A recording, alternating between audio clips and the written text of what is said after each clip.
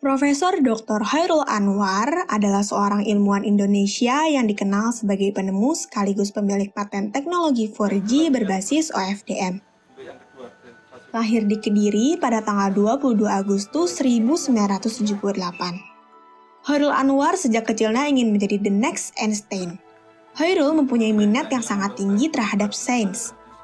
Ayah 5 orang anak dari perempuan bernama Sri Ayu Indriani ini pernah menjadi dosen sekaligus peneliti yang bekerja di Laboratorium Information Theory and Signal Processing, Japan Advanced Institute of Science and Technology di Jepang. Beliau adalah lulusan Teknik Elektro ITB pada tahun 2000 dengan menyandang cum laude. Otaknya yang encer membawa beliau ke pendidikan yang lebih tinggi.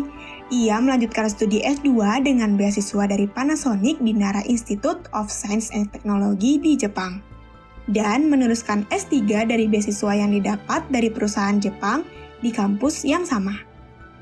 Chairul Anwar juga penerima IEE Best Student Paper Award of IEE Radio and Wireless Symposium tahun 2006 di California. Beliau juga mendapatkan penghargaan pada bidang kontribusi keilmuan luar negeri oleh Konsulat Jenderal RI Osaka pada tahun 2007. Putra dari pasangan almarhum Sujianto dengan Siti Patmi itu tak pernah lupa dengan asalnya. Hasil royalti paten pertamanya itu ia berikan untuk ibunya yang kini hidup bertani di Kediri.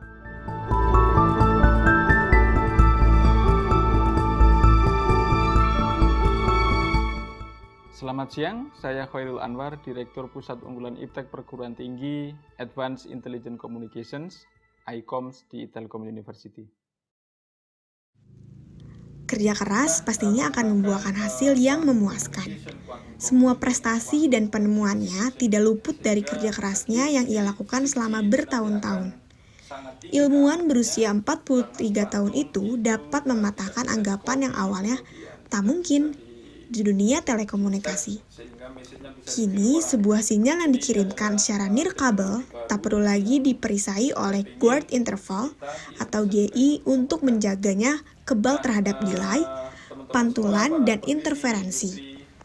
Tak heran jika penemuannya itu mendapatkan penghargaan Best Paper untuk kategori Young Science pada Institute of Electrotechnical and Electronics Engineers Vehicular Technology Conference atau biasa disebut dengan IEEE-VTC tahun 2010 di Taiwan. Hasil penemuannya itu kini telah digunakan oleh sebuah perusahaan elektronik besar asal Jepang. Iya, saya meneliti double fast Fourier transform itu sejak 2004.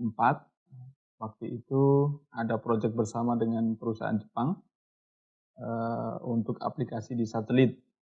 Jadi saya mengembangkan ini dulu tidak direncanakan untuk 4G. Jadi kita mengembangkan ini murni untuk ilmu pengetahuan, untuk teknologi masa depan yang bisa menghemat baterai dan memiliki performa yang baik dan kecepatan yang tinggi. Dan itu awalnya kami ingin gunakan untuk di satelit. Dan kami menemukan bahwa ini juga sangat bermanfaat untuk di terestrial atau di permukaan bumi. Dan kami mendapatkan bahwa ketika 4G itu menggunakan konsep double fast Fourier transform, profesor saya mengatakan bahwa Anwar, this is your technique. Demikian. Nah, kan ada 4G, 5G, non-G. Nah, perbedaan dari 4G, 5G dan non-G itu apa? Ya, pada prinsipnya kedua, terutama 4G dan 5G dulu ya, saya menjelaskan itu dulu bahwa keduanya menggunakan teknik yang sama yang disebut sebagai orthogonal frequency division multiplexing, yang ketika di uplink-nya menggunakan double fast Fourier transform, di downlink menggunakan single fast Fourier transform. Dan 5G itu memiliki kecepatan setidaknya 200 kali lebih cepat daripada 4G karena memiliki bandwidth yang besar, kemudian punya teknik namanya multiple input, multiple output atau MIMO, sehingga kecepatannya menjadi sampai 20 gigabit per second. Tapi untuk 6G ini karena belum distandarkan, jadi standar baru keluar ya insya Allah tahun 2026, maka saya belum bisa mengatakan nanti konsep dasarnya apakah sama atau berbeda, karena belum disepakati ya, nanti 2026 akan disepakati dan 2030 baru dikomersialisasikan di seluruh dunia. Dan saya berharap lab kami ya dan peneliti Indonesia ini bisa turut berpartisipasi dalam pengembangan standar untuk 6G dan Indonesia bisa implementasi 6G tahun 2029 atau 1 tahun lebih awal daripada target 2030. Kan Pak, pada saat itu Indonesia kan terlambat dalam akses 4G dibandingkan dengan Jepang. Nah, faktor apa sih yang membuat Indonesia terlambat? Jadi ada beberapa faktor ya, yang setidaknya ada 2. Yang pertama adalah faktor kesiapan perangkat. Jadi negara kita ini belum memiliki industri yang besar, industri yang hebat seperti Jepang, sehingga ketika kita mau implementasi teknologi maka kita melihat perangkat ini nanti dibuat di mana, kemudian siapa yang membuat dan apakah harganya murah.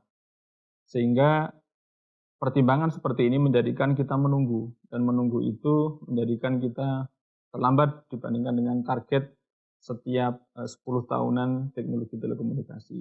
Itu yang pertama. Terus yang kedua adalah frekuensi. Jadi setiap teknologi menggunakan satu frekuensi tertentu, dan untuk menyediakan frekuensi itu tidak mudah. Sehingga pemerintah itu perlu mengatur 4G diletakkan di mana, 5G di mana. Nah, pengaturan itu juga tidak serta-merta mudah ya, sehingga menjadikan terdelay juga. Tapi saya sangat mengapresiasi pemerintah untuk 5G kita tidak terlalu ketinggalan karena kita sudah launching 5G tahun 2021 yang agenda utamanya di dunia adalah 2020, jadi hanya tertinggal 1 tahun saja, itu pun hanya 6 bulan saja sebenarnya karena kita launching pada Juni 2021. Nah, sebenarnya tuh manfaat 4G dan 5G buat kehidupan manusia dan buat kita sebagai pengguna itu apa sih Pak? Untuk 4G ya, itu memang teknologi yang digunakan untuk murni komunikasi manusia. Jadi bisa sampai 100 megabit per second itu untuk komunikasi, untuk pendidikan, untuk bisnis, itu bermanfaat. Tetapi untuk 5G ada kelebihan.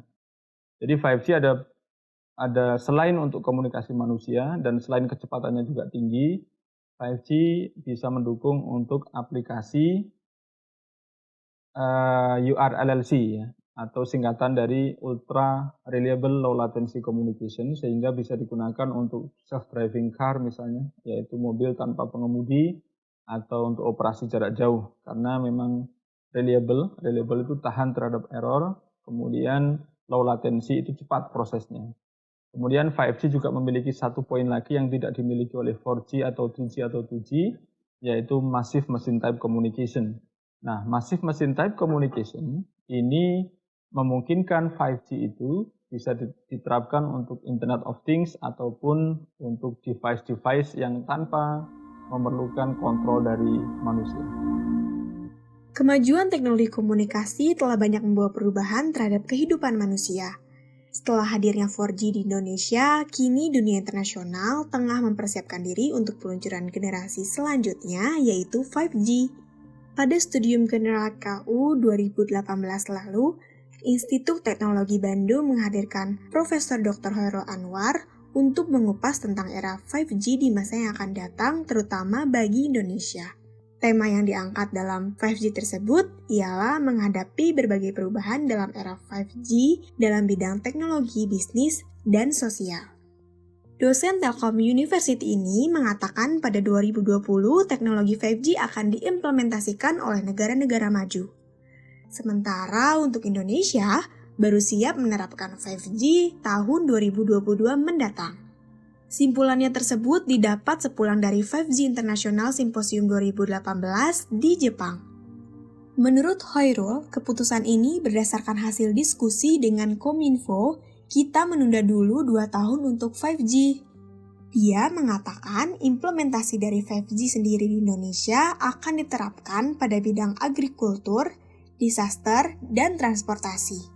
Sebab Indonesia memiliki karakteristik wilayah yang berbeda-beda dengan negara-negara lainnya. Nah, kan yang saya tahu sekarang Bapak lagi ngembangin 5G. Nah, itu kira-kira udah sampai mana? Nah, ini pertanyaan bagus sekali ya. Jadi untuk 5G ya, ini kami sudah selesai mengembangkan dan di dunia juga sudah selesai. Karena sudah standarnya sudah keluar pada tahun 2019 atau 2018 akhir Desember ya. Maka ketika standar keluar, basic penelitian untuk 5G selesai. Kecuali yang belum adalah untuk implementasi maupun untuk bisnis, itu yang belum. Nah, untuk implementasi kami memang masih melakukan penelitian, tapi ini sifatnya adalah perbaikan dan implementasi khusus untuk di Indonesia. Nah, untuk 6G, ya ini yang kami sedang meneliti juga karena standar juga belum keluar. Ya, orang juga masih bertanya-tanya 6G kira-kira seperti apa. Maka ini sebenarnya memerlukan penelitian besar dari berbagai disiplin ilmu dan juga dari berbagai peneliti, terutama di Indonesia dan juga di internasional. Nah, bagaimana sih Pak dukungan dari pemerintah Jepang pada saat mengenai teknologi? Ya, saya sangat mengapresiasi juga pemerintah Jepang ya. Jadi awalnya saya sebenarnya adalah tidak percaya diri ketika mengusulkan double fast Fourier transform karena pakemnya itu hanya single, saya mengusulkan double. Kemudian saya juga khawatir saya mengacaukan konsep frekuensi sama time. Ya, tetapi setelah saya buktikan bahwa hasilnya bagus, kemudian industri juga bisa dan kami proven bagus gitu. Saya percaya diri ya, dan ketika orang-orang tidak percaya di awalnya saya percaya diri karena memang proven ya, secara ilmiah proven, secara eksperimen proven. Nah, yang saya apresiasi dari pemerintah Jepang adalah mematenkan ini murni dari uang mereka. Jadi saya 1 yen pun ya itu tidak keluar, itu 100% dari pemerintah Jepang mematenkan ini dan biaya paten di Jepang itu mahal ya, di atas 100.000 yen.